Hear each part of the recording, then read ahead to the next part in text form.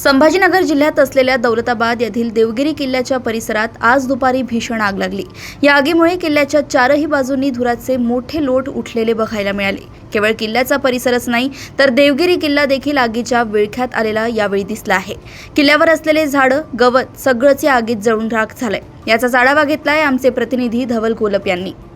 छत्रपती संभाजीनगर जिल्ह्यामधील दौलताबाद हा एक ऐतिहासिक वास्तू आपल्याला मानता येते, कारण की दौलताबाद किल्ल्यावरती जे ते अनेक पर्यटक जे आहेत ते या ठिकाणी दौलताबाद किल्ला बघायसाठी येतात। आणि आपण आता सध्या स्थित आहोत छत्रपती संभाजीनगर जिल्ह्यामधील दौलताबाद किल्ला इथे। आपण माझ्या मागे दृश्य बघू शकता।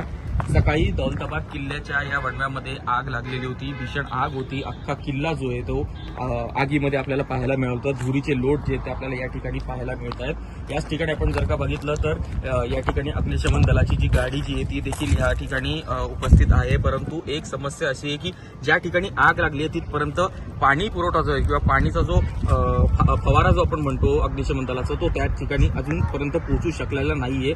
आग जी ही सकाळी साधारणतः 10 ते 12च्या मध्ये लागलेली होती आणि आता दुपारचे 3 वाजत आले तरी देखील आग जी आहे ती आटोक्यात आलेली नाहीये।